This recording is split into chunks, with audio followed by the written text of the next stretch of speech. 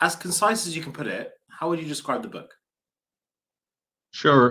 This text, the overall project is basically I'm trying to evaluate um, basically academic authority in terms of what it is and does it obtain, and basically, obviously, across are embedding in the overall social political milieu.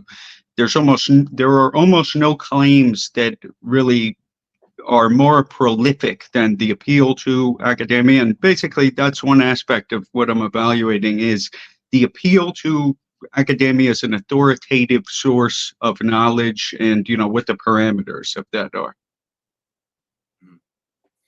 And how would you explain the title? Because when I first saw the title, I was thinking like, this is like a Wittgenstein ripoff, because he's got the Tractatus, right? Like, Sure. what's the inspiration for the title? Sure. Wittgenstein, his is a ripoff as well. He didn't come up with that, but it harkens back to Spinoza. So you have Spinoza with the Tractatus. Now I'm forgetting because there's so many of these.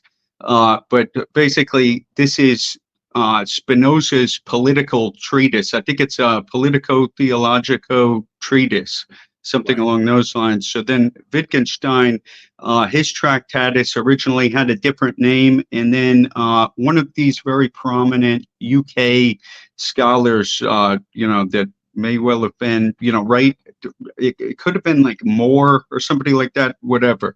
They basically coined that for him, and then he adopted that sort of phraseology. And so, I just thought it was, somewhat. And then furthermore, you have, let's say, like Pierre Bourdieu, who is a major critic, basically of how academia, the university system re-entrenches, basically modes of social advantage. And he has a text that's called Homo Academicus. So when you put all that together, you get Tractatus Anti-Academicus, which I think basically reflects, the overall sort of telos of this particular text. Well, it certainly has a telos. I'm wondering, and I've always wondered actually since I read this book, is that I'm wondering what is your personal experience with academia? What is your when was your first encounter with academia? How did you go through academia, and how did you end up where you are now with this book? Sure. That I'm sure that's relevant and so forth. Basically, I've been to multiple institutions. So all said, I probably have spent about 7 years at the academy. And just because of the pathway that I took, I did I've probably been to almost every level of the higher educational system in the U.S., by which I mean, let's say small, liberal arts, private sort of college. I've done that. Basically like mid-level sort of state school. I've done that, public university. I know that in the UK it's somewhat different. I've done a small amount of community college here and there. So I've done that aspect. And then also just like major sort of state level institution. And then basically I've been sneaking around as you actually have joined me in this endeavor in and around, some of the most prestigious campuses. So I kind of am in tune with what's going on in that pathway. At the same time, I would just note, I've never been in a PhD program. I've never even applied, never been in like a proper master's program for philosophy or anything like this. Never have published in, like a journal article or anything along those lines. And so, the criticism that is, of course, open would be along the lines of, you don't have any hard-nosed, tangible experience within the academic realm, other than books. So therefore, how can you make these, various assertions and so on and so forth? And that's the sort of thing I'm happy to answer, which is that basically, for one thing, most of my citations, I have like probably over 400 citations in this text, and they are coming from people who are basically at the highest levels of, prestige and presumed authority within the overall university system.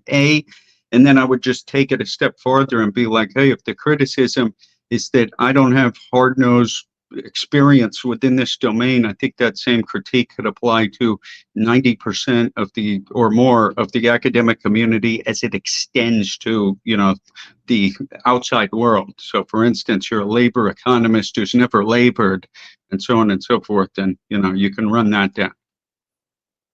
Yeah. It's important to point out that, like you said, you've got 400 citations in this book and it's 177 pages.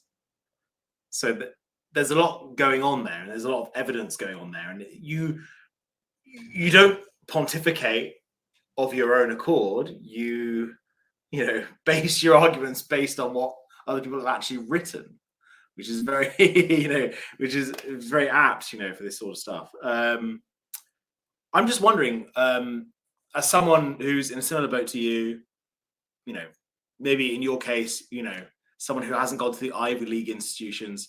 In my case, someone who hasn't gone to Cambridge or Oxford, but has encountered the academic system and found it wanting.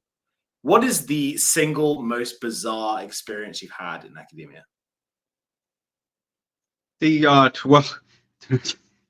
I have something perfect for this, which is that I've actually only taken one formal philosophy course. Everything else has been basically achieved, outside of the university system. And this is like, I've at least, I've been doing this for, 10 years or something like that. Easily 10 years of reading, hard text. Within the university system, the only course that I took as part of an undergraduate sort of curriculum was philosophy of art. And so aesthetics is an area that I actually came to enjoy now, but I did find this particular course to be quite ridiculous.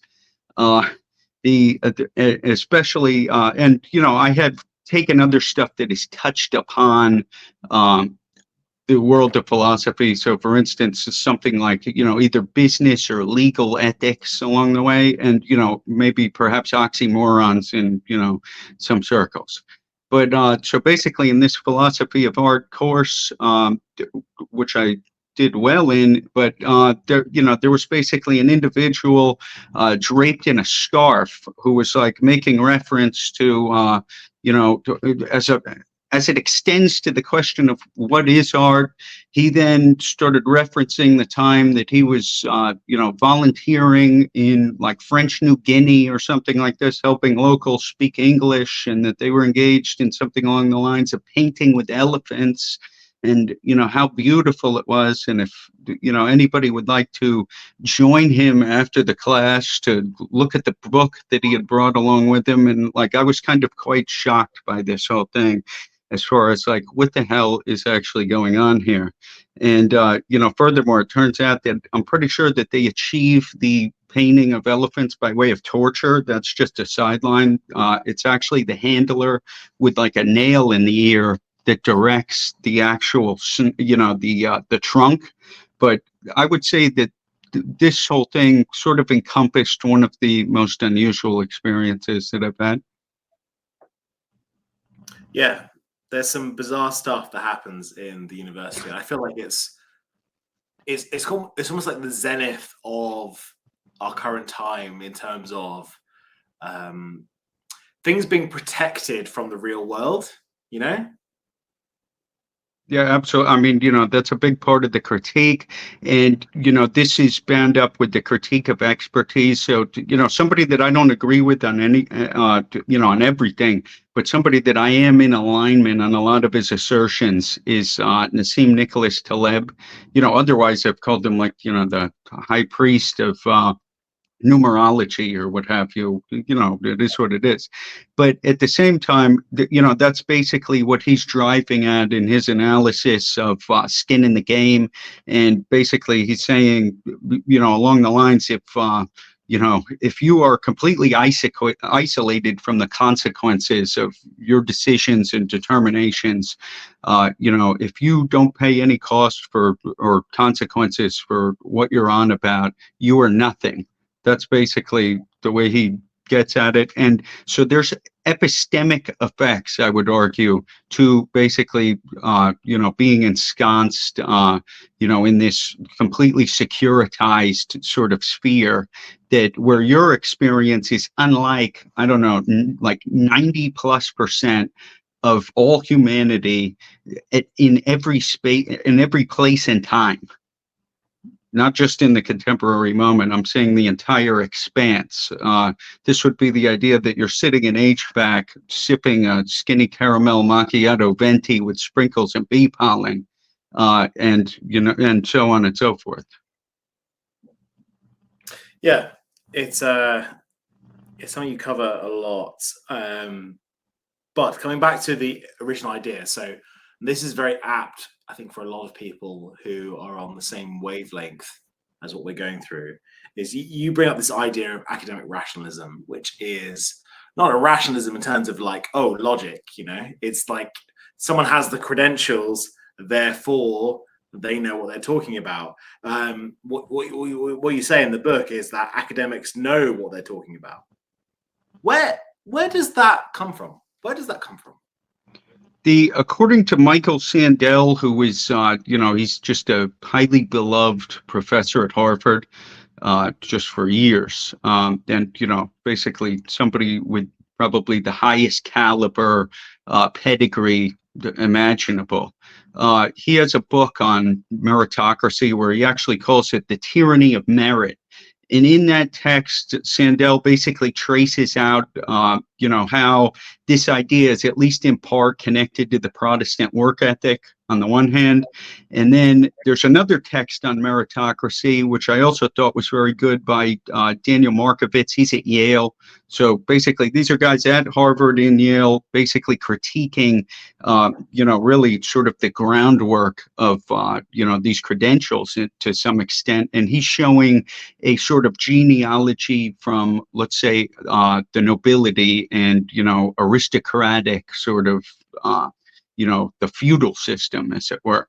And likewise, there are a couple European scholars, I can't recall their name, but they talk about how we're increasingly, I cite them in the book, but we're increasingly moving towards a diploma democracy, where basically these sort of university issued credentials are becoming sort of either the lingua franca or the currency of, legitimacy in the public sphere, or at least for, in the business sphere, at least for some time, although that's now being challenged, obviously, by, let's say, like within the tech world.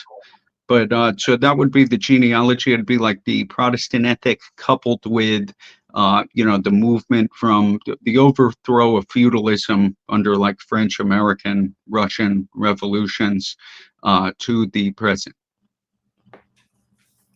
And furthermore, the one thing I would add is also just the rise of the university system since World War II is something that really dramatically accelerated that, particularly in the U.S., because of the fact that we engaged in mass expansion in order to sort of be able to service all the World War II vets who were basically coming home, after 1945. Sure. Why is that a problem? Which aspect? Why is the expansion of the university system a problem? It's not necessarily a problem by itself in the context. I think you could trace out some very interesting pathways here, which is that basically post World War II, you get mass expansion of the university system. At the same time, you have interesting forms of imitation that go on that have been talked to about as early as like the 1960s, something that was called academic drift by this very prominent scholar, David Reisman. And sort of what that entails, and you could see it in the news basically, is let's say something becomes fashionable in Harvard Yard. This tends to travel quite quickly. And so now you'll see basically similar phenomena taking place at colleges and universities that nobody has ever heard of. They basically are in complete alignment. So why is it that the expansion of the university system is I really want to linger on this because, that's very closely bound up with my project. I don't think It's I've an important question. I think it's an yeah, important question. I haven't expressly treated it in that formula, but I think we can really tease some stuff out here. Is that okay? So you get mass expansion of the university system. So obviously you have competitions over prestige. One aspect that's very interesting is the pricing. Uh, in the sense that, like, let's say at Yale University circa the 1970s, you could basically work and achieve like an undergraduate degree for, I don't know, something like 2,000 a semester. The point is, it was affordable. I'm not looking at the figure in front of me, but it was affordable and people were able to achieve this sort of thing at that point in time. So now you have mass expansion of the university system. Another thing that has happened is the federal government has backed, basically by way of, student loan, getting involved in the federal backing of student loans in the U.S. And according to the Bennett hypothesis, former Secretary of Education, he was positing that as they increased student loan lending maximums, universities would raise their tuition. And that's basically exactly what has happened. And when they ran the numbers on this, it's something like every dollar that the lending maximums have increased, the tuition has been raised by 60 cents. So now we're at the point where some public Ivies can charge almost like $60,000 per semester or something like that. In the meantime, because of the idea that like achieving an education, it is really I forget. There's there's either a fallacy or some mode that this follows, where basically the credential, the diploma has basically there's been a transvaluation of this whole thing, by which they're printing diplomas at the cyclic rate. You have the hyperinflation of pricing, and in the meantime, there is, I would say that the ideology of, let's say, the baby boomer cohort was increasingly the idea that you have to go to college in order to be successful. And that was true based on their experience. I compare it to baseball cards, which, this may be something that you're not as interested in the UK, which is fine. But so you have these collectible cards in the US. People were telling me, hold on to those. They're worth a lot of money. I had complete seasons. Beanie Babies. Okay, but so with the cards, here's, look with the cards, why it's material though, is because the ones from like before the 1960s or something like that are worth like great sums of money even today. They could come in genuinely high. I'm talking like millions of dollars for some of these original cards. In the 90s, they basically started mass printing them, and it led to basically hyperinflation to the point where,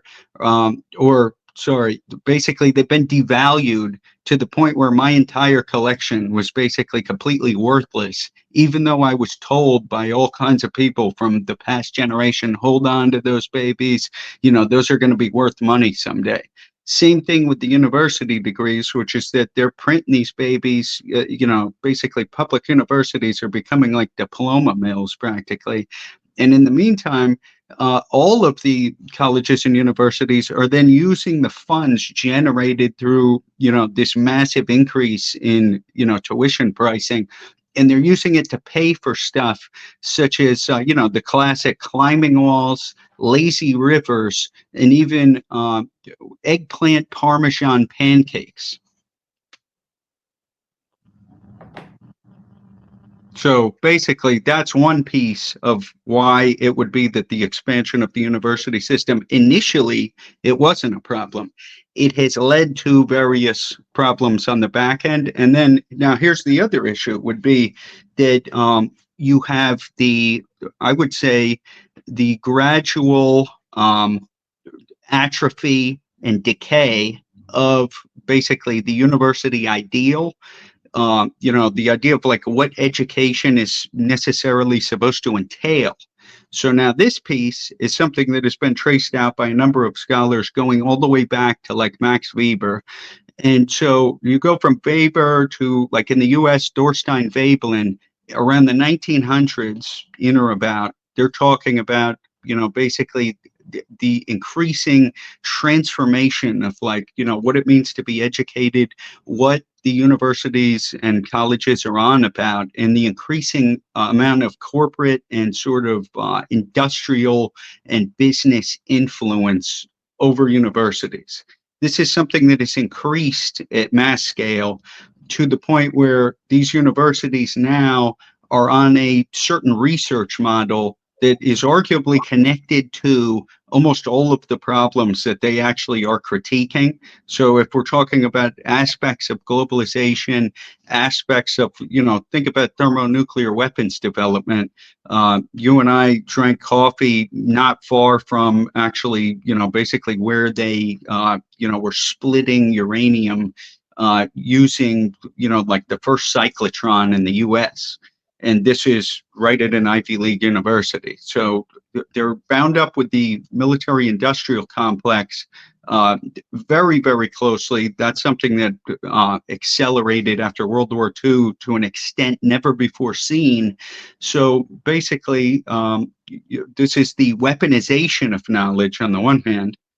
On the flip side of that, to the extent that the university was connected to the Enlightenment ideal of, like, basically, sort of open-ended scientific inquiry, this now runs into national security and corporate intellectual property, which a Nobel Prize winner has wrote about Laughlin in this text called The Crime of Reason, where now all of a sudden you almost see an eclipse of the Enlightenment, or a reversal here, because of the fact that open-ended exploration of the natural world, or what have you, has led to a point where now it's been criminalized in certain respects. So that's one other aspect.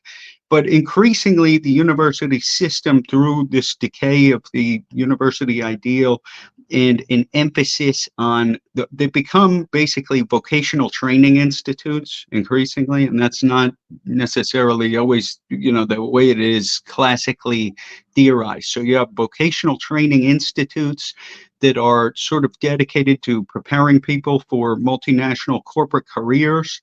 This comes along with a certain mode of thinking that involves a high degree of culture industry credulity, a lot of respect just for, all manner of things.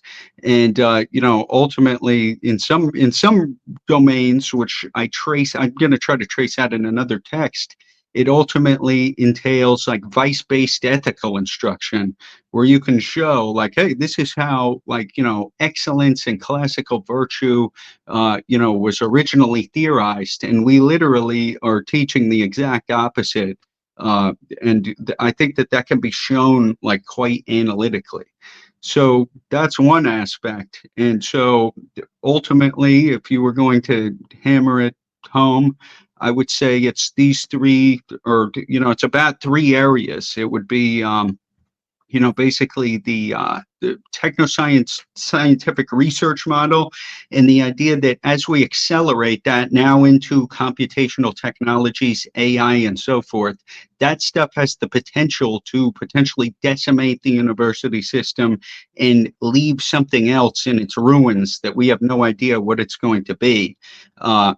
So basically you have, I would say, vocational training, multinational corporate thinking, and techno-scientific irrationalism. And this is where basically the continuation of what Husserl was calling science's loss of meaning for life is something that is accelerated to the extent that we're going to see the potential eradication of the human species through, let's say, like post-humanism, transhumanistic discourses. Basically nanotechnology and, basically, so the endocolonization of the human body by micro machines and so forth. ultimately resulting in stuff such as, basically neural laced cyborg professors. Yes. Josh, you're gonna have to let me come back on some of this stuff because sometimes you go and you go and you go and you go, right? You need to back off. I've got so many questions on this stuff right now. Okay, so what I'm interested in Please. is to reflect on at least my nation's history with this is that in the 90s, there was something called the Blair government, Tony Blair. Everyone knows Tony Blair, right? Sure. And he was very big on people. He was like, hey, look at these statistics. If people go to university, they tend to earn more money. They tend to like do all these other statistics that the system likes people to do. So they were like, let's increase the number of people going to university. And what they've done is they've watered down the meaning of a degree. And I think, as someone who I don't think honestly, for all metrics, I don't feel like I should have gone to university. Really, I don't think I was studious enough to have gone to university. Really, and I'm just sort of wondering, from your position, do you think that what do you think the just thing is an egalitarian position, like the Tony Blair position, the neoliberal position, or do you think that something more elitist is apt? It's hard to come down precisely, but let me explore a couple themes there. Is that let's say that you had the expansion of the university system and all of the effects were positive. Well, then that would be hard to criticize. In this situation, I'm saying that we have an expansion of a university system that's dedicated to a hollow corporate ethos that amounts to applied nihilism. And therefore, I can map it out like, in symbolic logic or whatever, but it's basically we're trying to negate the negation in order to render something more positive, something along these lines. And so some of the defenders of the university who are the best, I just think it's amusing, is that the best argument that they have is something along the lines of the university system works, but when you ask them what they mean by it works, what they really mean is that it's a powerful economic engine. And in large part, that has to do with the sort of, the research project and the development of corporate intellectual property, which I'm not quite as sure about how it operates in the UK. But in the US, you have the Technology Transfer Office, by which some universities in the US at one point, I always forget which one it is. I think it was, I don't want to say, but basically one of the Southwestern universities basically tried to patent the human genome. And they did, and then it was eventually overturned by the Supreme Court, but not until they were able to recognize about $1 billion worth of, or collectively. I want just to reflect on what you're saying is that okay. For my final year project in computer science at the University of Portsmouth, I did a crypto project. My project was on Ethereum, and I actually, even though I was paying tuition fees, I had to sign away my rights to that project as part of the degree. I would not get the degree if I did not sign it away. That's perfect. And so you have there was actually monetary gain to be had from that project as well. So so now in this situation, I thought that this was amazing. In the case study I'm talking about, I believe it's the University of Utah. If I'm wrong, basically I'm mistaken. I'll have to go back and look. But what was occurring is that they then licensed the intellectual property to a outside, firm that ended up, one of the professors that developed the research was like the managing director of the firm or something like this. So there's, you have various operations going on like this, but how about the idea of more similar to what you're talking about, people that are professors can be called upon to produce digital content as far as like courseware, and have to sign over the intellectual property rights to their own courseware, which the university could now just go on to, use to instruct students in perpetuity without any, remuneration or consideration. I'm sorry to interrupt you, but this is very apt because this is going to happen very soon. This is going to happen very soon where, a professor from Yale is going to be replicated in AI, is going to be speaking the words from a lecture, and the actual presence of the lecturer is no longer required. Yeah, I agree. This is like next year. This is going to happen next year. Yeah, and so it's like as far as the future of higher ed and what that entails, like my next text is literally on that. But I'm happy to discuss it. And I mean, I think for the bricks and mortar institutions, a lot of them are going to be decimated by this whole thing.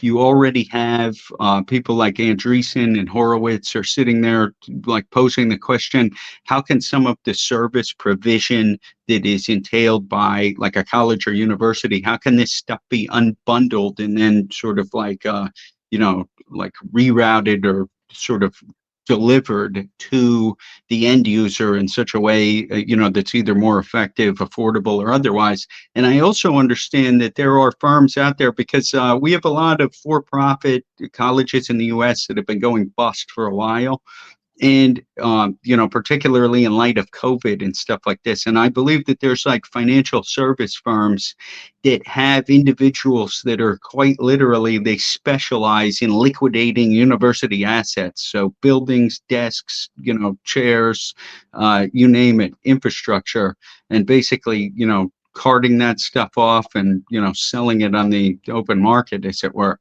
So I think that we can see that broadly construed. The one gent, I always forget this guy's name.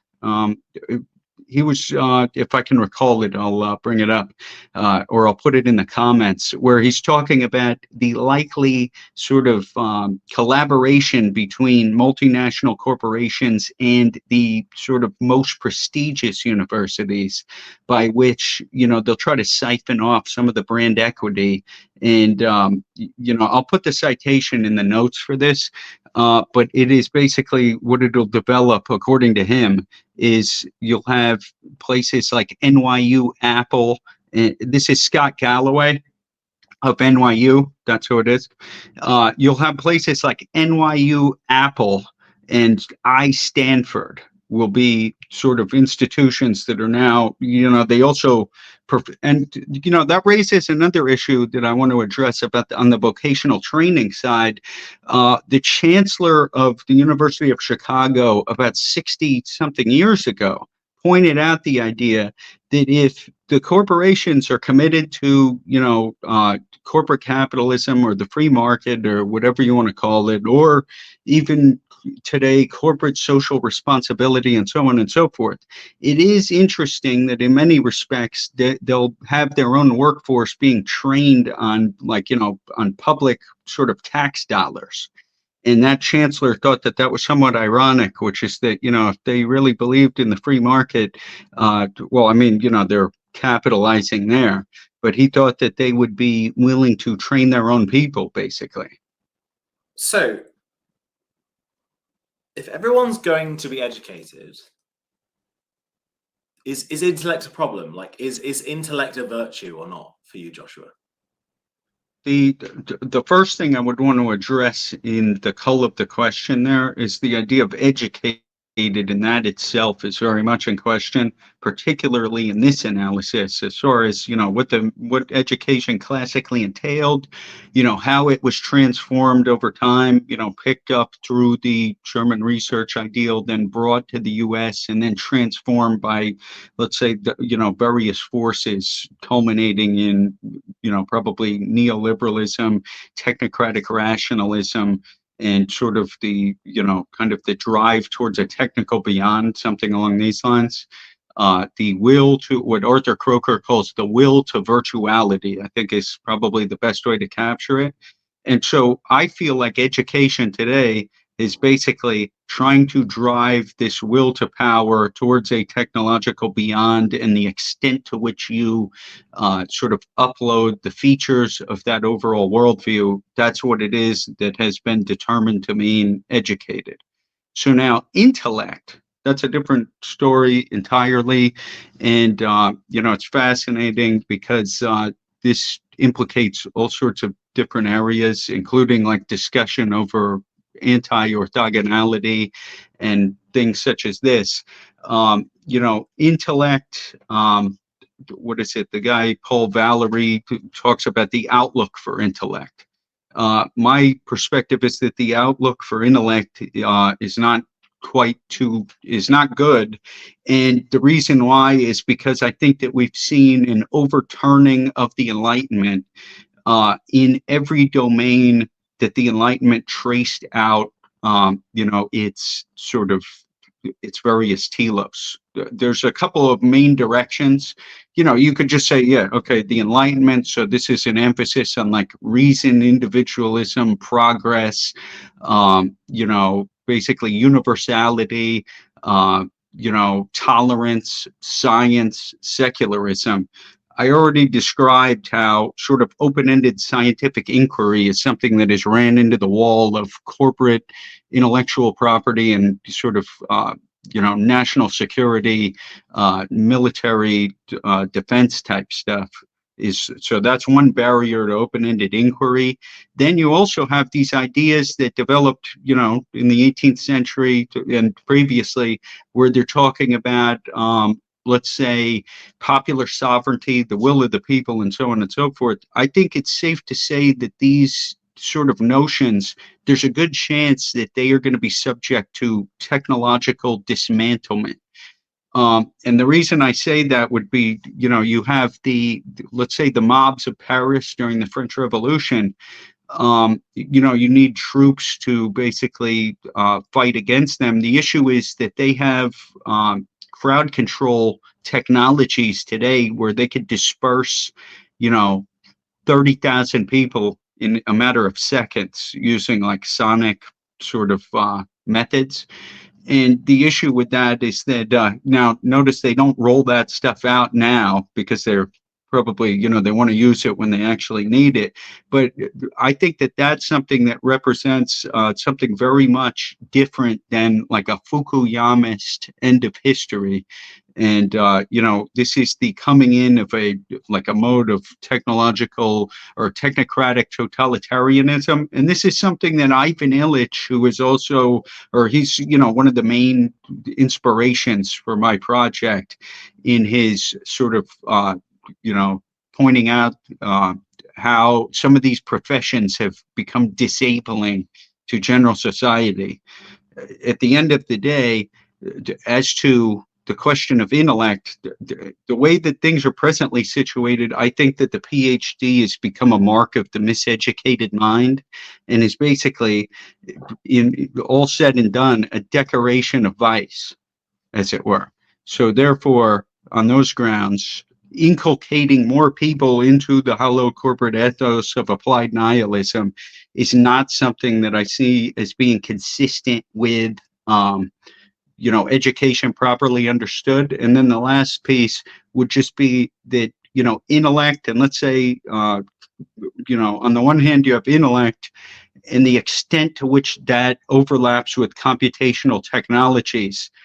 For some people, the acceleration of that is seen as progress, but as Hannah Arendt puts forward, the flip side of progress is catastrophe. And basically, that is the part of the analysis that is concealed by the propaganda of progress. And therefore, basically, in the university system, you have these putative disinformation experts. I see them as professional propagandists. And basically trying to expose the accident at the heart of the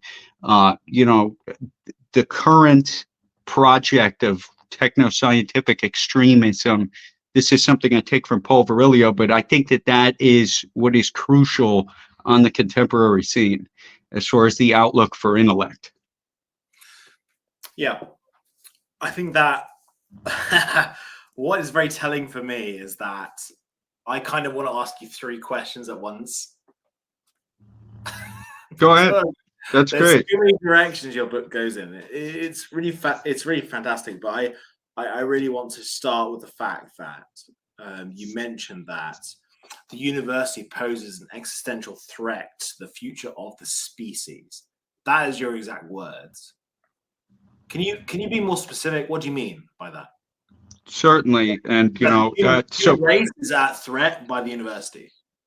yes, the issue here is that obviously if you've never considered something like this before, and you indulge in the social intuition of let's say the para-university apparatus and its sort of associated media, if that's all you consume, maybe I could persuade you that this was the case.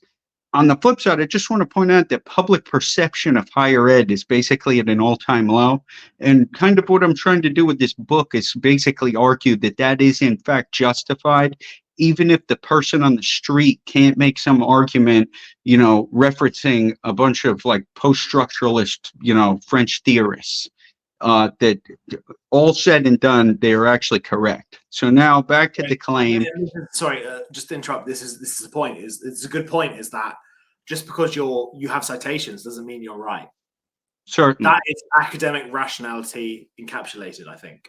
Certainly, and it's where I'm pointing to the project of Derrida, and where he's talking about basically deferrals of meaning. Basically, you could say that's what citations are, to the extent that I'm using them. Most of the thinkers that I'm citing probably, basically wouldn't fancy it, and that's perfectly fine. I don't expect them to agree with me, but in any event. So let's turn to two questions that are bound up with the question you're talking about. So the university is an existential threat, and what the value of destructive criticism is, because of the idea that. Again, I'm sorry to interrupt, but it has to be elaborated. That it sounds a bit alarmist to say that Sure. a bunch of useless people sitting around in their silly campuses are an existential threat to the human race. Sure. And, I'm happy to basically discuss that, which is that the way that this is bound up would be, okay, let's say, go back to the original progressives of let's say the Ford auto manufacturing, who was even praised by people such as Lenin for, his ability to sort of marshal this efficiency and effectiveness and so on and so forth.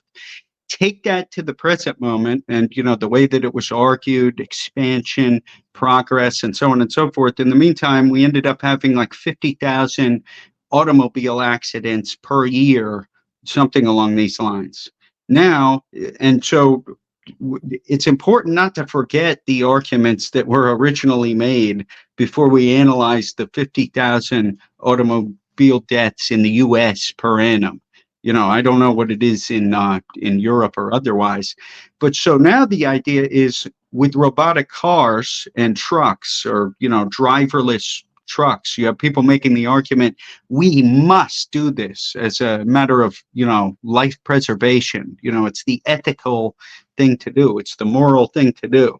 But the thing is that these are the individuals who are basically they are in a direct lineage from the people who made the argument leading to the 50,000 sort of, deaths per annum. So how is the university system an existential threat? It would be, okay, one of the biggest threats facing the world today would be, basically detonation of a thermonuclear device somewhere.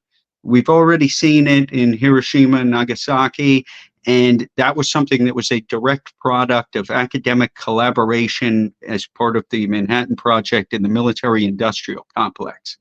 Another avenue of threat would be, let's say, increasing globalized interconnectivity.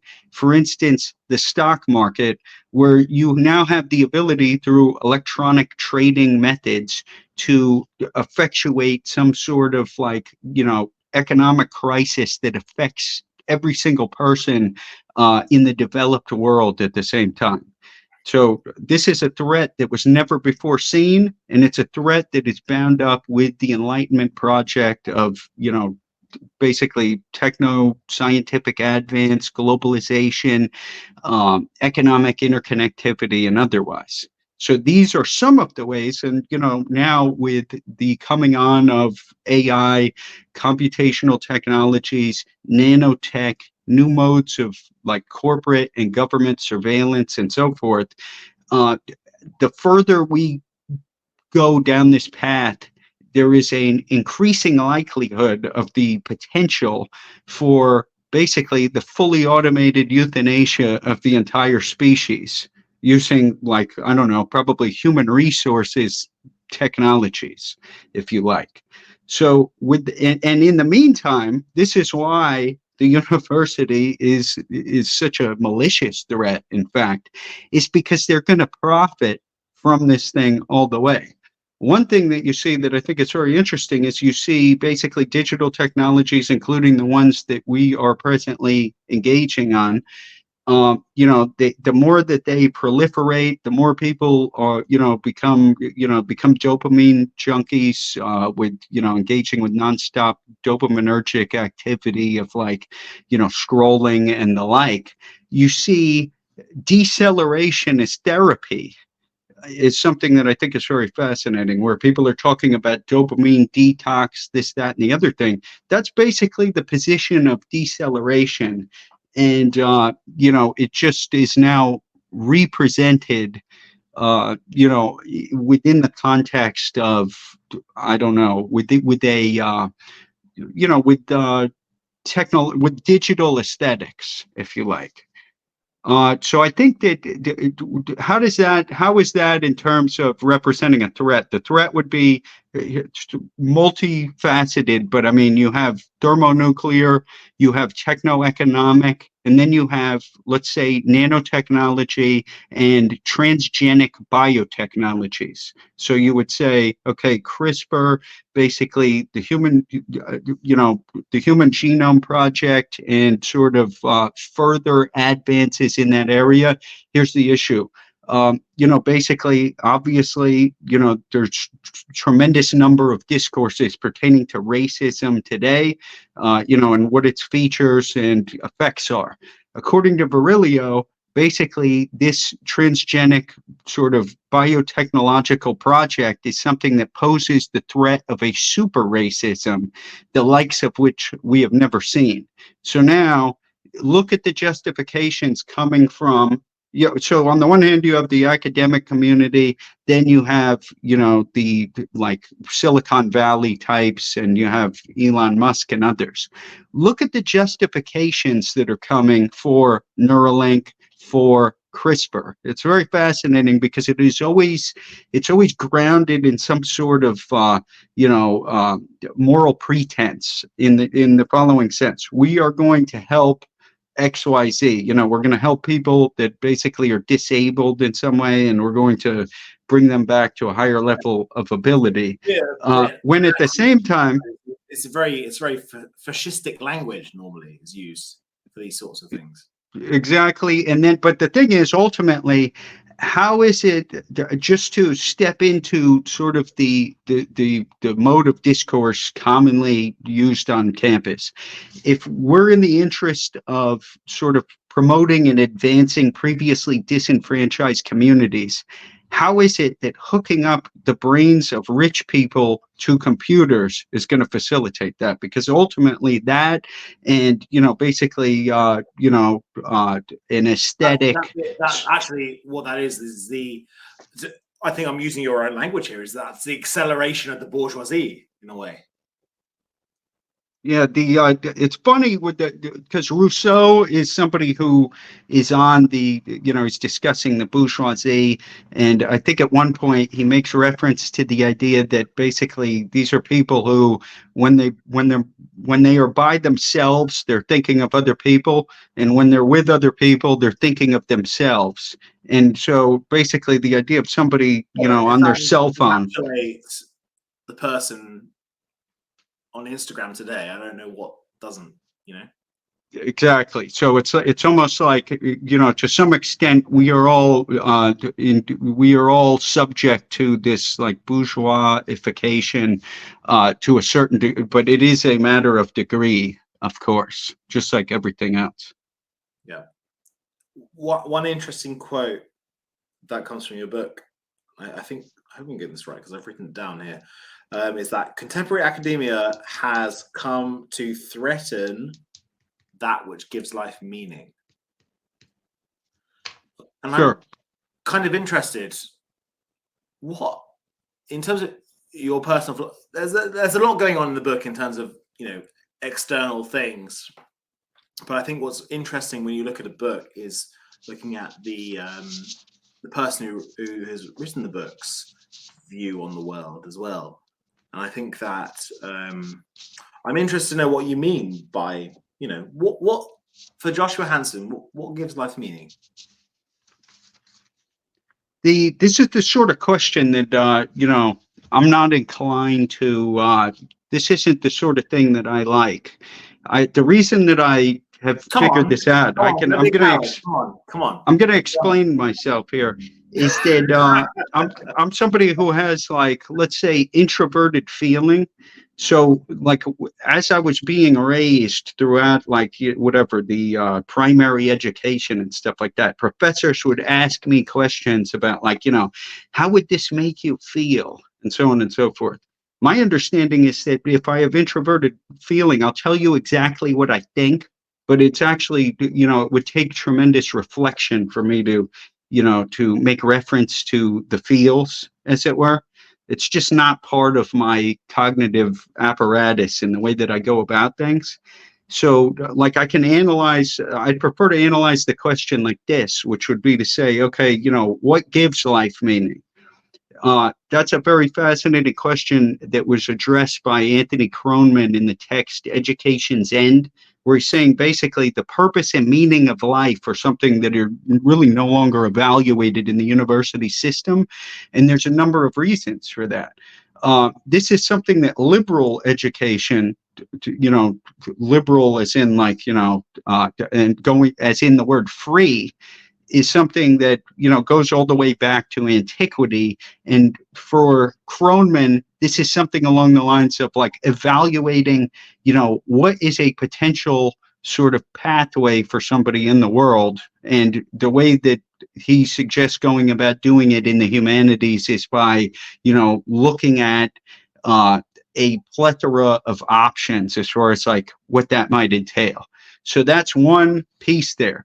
Within the context of neoliberal education, if everything is going to be reduced to an economic calculus, economic criteria, which is basically, that's what I would suggest it is, there's an aspect of neoliberal education that is quite inimical to education properly understood, or to the evaluation of the purpose and meaning of life altogether. So that's kind of what I would stand on. And as far as for me personally, what constitutes the purpose and meaning of life, this is something that is basically being fleshed out as we speak across a number of different projects, which are yet to come. And, in basically every domain of, philosophical, theological, like, discourses, I have perspectives that I'm working on. But the thing is, I don't want to articulate any at this particular juncture and then have to walk it back later. But I'm going to have those texts. I mean, they are, like, I have the the manuscript outlines. There's going to be a number of these. I mean, So evasive, but I think it's I'm not evasive. asking to be difficult. I'm asking because I'm curious. I'm not asking to be difficult. Oh. How do you feel about diversity, equity, and inclusion? How do you feel about DEI? It's interesting because, like, if you take these words on their face, basically it's hard to argue with these. Basically, diversity, you could evaluate that. One gentleman who's very famous in philosophy of education, who would be Jacobi, who's the guy who came up with the word public intellectual, is a guy who has basically talked about, let's say, the university system, or the overall, let's say, like, I don't know, global techno capital, and the like the biodiversity of the world in terms of like the extinction of species, in terms of the idea that basically you have natural resources being converted into like, synthetic materials that are non-biodegradable and so on and so forth. That's one potential understanding of the idea of diversity. Kroneman, who, like, sometimes I agree with him, sometimes I disagree with him. This is the former dean of Yale Law School. So, I mean, it's not like he doesn't have, he has the pedigree and the prestige and all this stuff. But he's talking about robust diversity. Here's his critique of the contemporary system in the text education's end. What he says is, hey, we're taking a bunch of people that are, let's say, they could be to some degree, let's say, ethnically, racially diverse, that they could be diverse in terms of maybe what culture they came from, but now we're going to inculcate them into the culture of like 20th century, late 20th century neoliberal thought, basically, right? And he's saying that's the issue with DEI is it attempts to inculcate and sublimate anything that's different, Certainly. And so, but at the heart of it would be, and this is why, because there are arguments from, like, let's say the civil rights era that hinged on diversity that were legitimate arguments. I'm not somebody, I'm kind of, I have a strange sort of political positioning on the face, on like on a Cartesian grid, I guess you could say.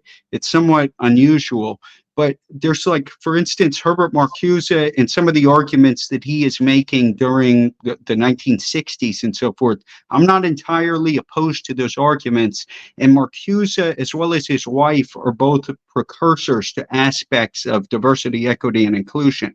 But if Marcuse had learned that basically multinational corporate business interests were being advanced in the name of, like, the sort of stuff that he, dedicated his life to articulating, I think he would be quite taken back by this whole thing. So I have called, on the one hand, you have social justice properly understood.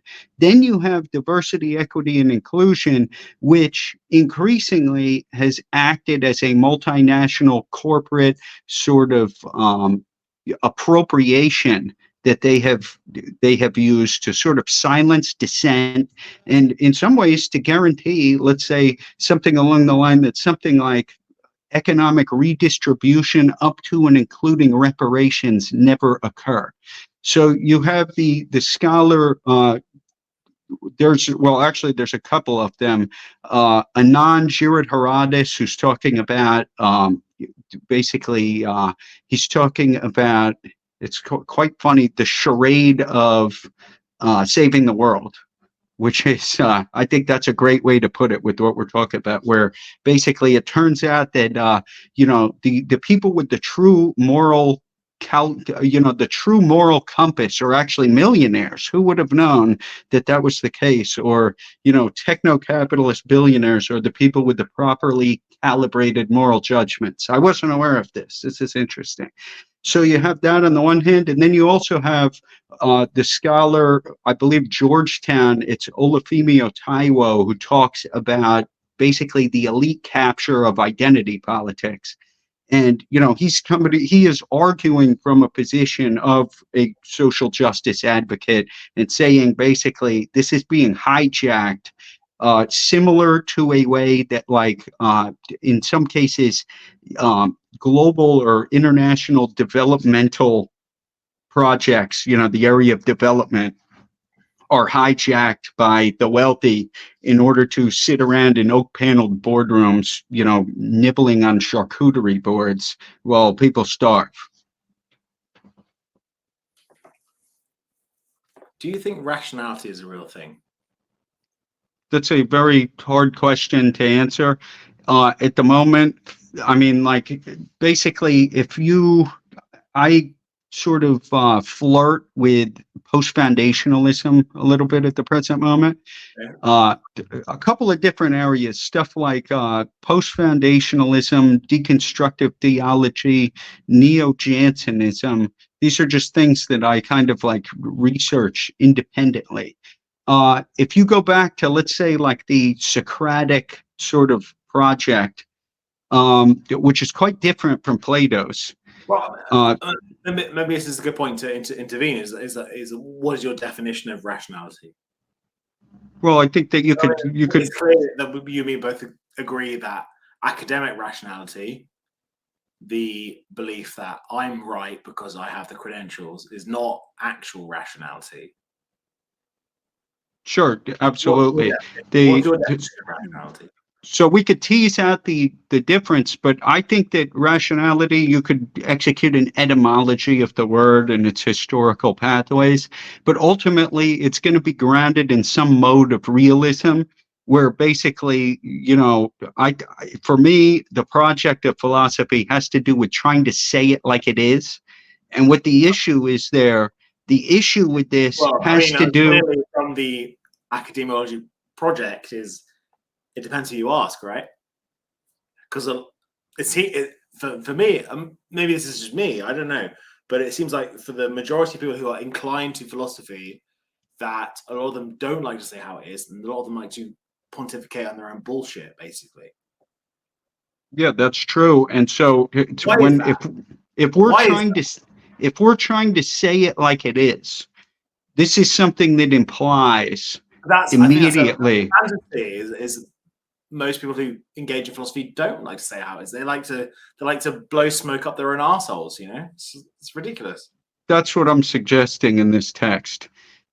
But so for to be able to say it like it is, that means that basically this has to do with the connection between being and thought, and that implies the problem of linguistic construal, which is like one of these classic problems in philosophy.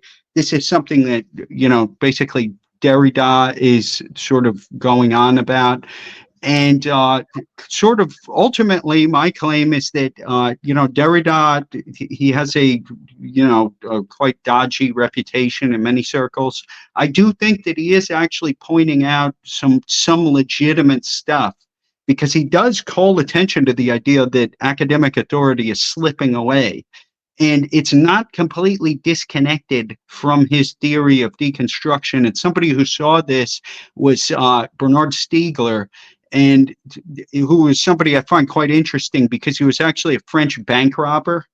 And so he's a French bank robber, and I think he got out of prison and he reached out to Derrida, and Derrida helped him basically in his career. And, he makes reference to this in a footnote of one of his texts. And so the thing is that from reading Stiegler, he's talking about, it's a book called States of Shock, and I forget what the subtitle is, but I started reading that after I wrote this text, and it's going to be very much implicated in the next book that I'm writing. Stiegler is somebody who I think he sees the implication of Derridian deconstruction for the project of higher education, but he doesn't want to say it.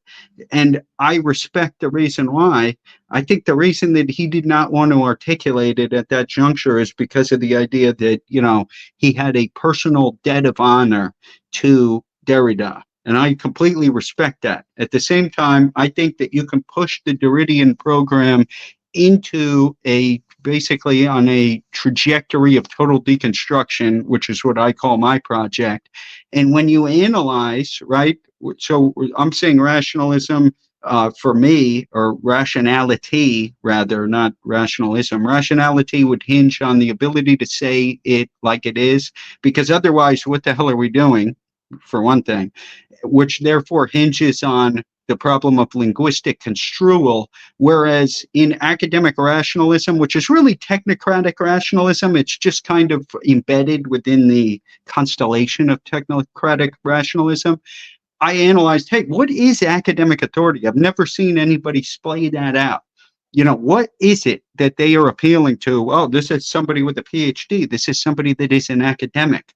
What is it that they are saying with that. And so I was looking at Koyev as far as like his analysis of authority, Max Weber, what his analysis of authority is. And so I came independently, and it's backed by sort of quotations from the highest academics for the most part, that academic authority is something that can be cashed out in terms of merit, expertise, science, and social justice. But when you drive into each of these particular claims, what you find is basically sophistry and illusion. And that is ultimately the conclusion of the whole work, which is basically this mode of authority within certain parameters. Of course, it's correct. Somebody can split the atom. Yes, this is correct. They have a sort of foundational know-how on the one hand to execute something like that. On the other hand, they have knowledge by association or whatever, which is that they can tell you what Lacan said. But ultimately, and this is the central point, and this speaks to rationality and also the rest of my entire philosophical project across the board, which is far outside of the university, in the sense that if you step into the world of philosophy, or like, how do you know, or, what does it mean to be, any of these questions, the first thing you're going to encounter is academic thinking. So that's why I thought it was necessary to have a clearing of, what the status of that authority is. And so to just trace back to that point there, what was I'm losing the thread there. Sorry, I have to articulate something right there. I was asking what is rationality to you? What does that mean? I was saying basically it hinges on saying it like it is, therefore linguistic construal, therefore it hinges on realism. And to the extent that in a world that's increasingly mediated by technological devices and so forth, this snaps into focus, let's say Baudrillard and all these other thinkers, where we could say that to one degree reality is slipping away. Yeah spot on, totally right. I think everyone's very excited for your next book. I'm really excited for your next book. This one was really great. I suppose the last question I have for you before we finish up here is what is the future of the Academy? Is there a future? That's that's going to be addressed in the next book. I think that so you have threats, you have potential opportunities. The whole spectrum of things could potentially occur. Illich was calling for, let's say, deschooling. He was calling for learning webs. He was calling for, micro-schooling. And that's something that we are seeing in the sort of intellectual sphere on the internet. There are some threats that come along with that. In some cases, you have individuals trying to build cults of personality with no personality. And then on the other hand, you have people of great personality, but they have zero integrity at all whatsoever. So there's a threat that could become just another mode of scarf waving, basically, where you have people that are like cravat wearing thespians, basically engaged in charlatanry. So that's one possible problem. On the other hand, the biggest, perhaps like the ultimate threat here, would be something along the lines of the development of a global academia.edu, where basically now everything is, completely sort of mediated by digital technologies. It's all like, cloud-based computing and so on and so forth. And it's, fully decentralized all over the world. But what it would constitute is like an open tyranny over the realm of, basically even thinking. And this, that becomes even more that becomes even more fleshed out when we start talking about, these, Neuralink sort of, brain computer interfaces and so on and so forth. You could have the ultimate censorship and sort of domination of, the human spirit and so on and so forth that the world has ever known. That's basically about the size of the ultimate threat. And therefore, the university really becomes a tremendous threat to human freedom on those grounds. So these are some of the pathways. As far as what's your alternative, which people always ask me, this is something that I failed to address earlier. What's the status of destructive criticism? This is a very polemical text. I'm engaged, I have my little jokes and so on and so forth, but it is polemical. I am using very high level sources and I take the arguments extremely seriously and I do stand on them. But as far as destructive criticism is concerned, there have been points in time in history at which destructive rather than constructive, some people will say, oh, stop complaining about academia. Like, would you say to Kant, stop complaining about reason? Would you say to, like Luther, stop complaining about the sale of indulgences? Or Lenin, stop complaining about imperialism? Or Marx, stop complaining about capitalism? I'm not going to stop complaining, A. And B, to the extent that somebody, from like a tech bro sort of hustle culture mindset may tell me, just keep grinding or stop complaining and, do whatever the hell it is. Destructive criticism is even on academic grounds. It would be hard for an academic to argue that destructive criticism did not lead to like the Civil Rights Act of 1964 or the end of apartheid or basically the abolition of slavery in England prior to any of the above, and numerous other avenues, where basically these outrages were taking place. What's the outrage? Just to sort of, make it clear what that is you have a situation where I think that the protesters right now, even though I wouldn't weigh in on it because, so there's tremendous protests going on in the U.S. I think that what they're talking about is largely, it's interminable. And, the positions and interests are basically incommensurable. They'll never be able to see eye to eye on this stuff. And I could see myself in either camp, were I to be born there. I could understand, what's going on to some degree. With that being said, the issue is, so now that is a very big challenge for diplomacy. That's like the highest diplomatic sort of challenge, to be able to take a situation, incommensurable positions, and try to lead to a sort of beneficial outcome. At the same time, the protesters, one thing that they're calling out that I think they're quite accurate about is the idea of, there's always been a history of calling for divestment of universities from basically non-ethical investments in the U.S.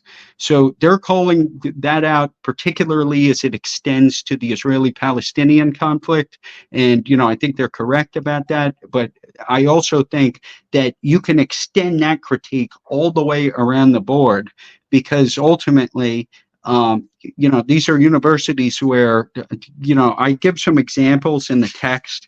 And the examples that I'm trying to give are, something, hey, your university partners with a bulge bracket bank, seen it with my own eyes, right, to provide state-of-the-art business school lecture halls. This happens all over the country. Basically, the same bank, which ironically, proclaims to prioritize social justice, as they almost all do in the U.S. at the present moment, is nevertheless engaged in financial activities that leave elderly pensioners literally eating dog food in the Midwestern United States. And when the financial instruments that they just continually invent, like a game of Monopoly, happen to, suffer a complete meltdown. But at the same time, when they show up on campus and detonate a significant part of the economy, but when they show up to basically recruit newly minted MBA students, they roll out the charcuterie boards. That's just one sort of example. Another would be, hey, you condemn as an academic the domination and exploitation of vulnerable people groups. In the meantime, the endowment is soaring on profits that are based on cobalt mining in the Congo. And then some of the draw from that is then used to finance scholarship on anti-racism. There is a disconnect with this sort of thing right there. And, this is where I would otherwise argue that, yeah, we eradicated in the US and in the UK and elsewhere, they eradicated basically the slave market, and then they replaced it with the stock market, which engages in almost the exact same modes of domination and exploitation, but it just operates from a distance. And all of the various, let's say, the mafioso type stuff is now taking place, either in the Far East or in the global South. And in the meantime, we're all benefiting from it. Which is something that people like William Lloyd Garrison was very aware of during, the time of slavery in the U.S. But in particular in the U.S. university system, you have people in latte sipping sinecures, pontificating and acting like they're the best people in the world. And that is what the mantra is, where they basically, and it's very alluring, I have to say, to come into the university system and to be told you are the best. You are the brightest. I mean, this is a mode of flattery that is, this is quite unprecedented, I think, when it's all said and done. And I think it works very well on the chosen subjects. There's a lot said there. I'm going to put a pin in it because I'm very excited for your next book.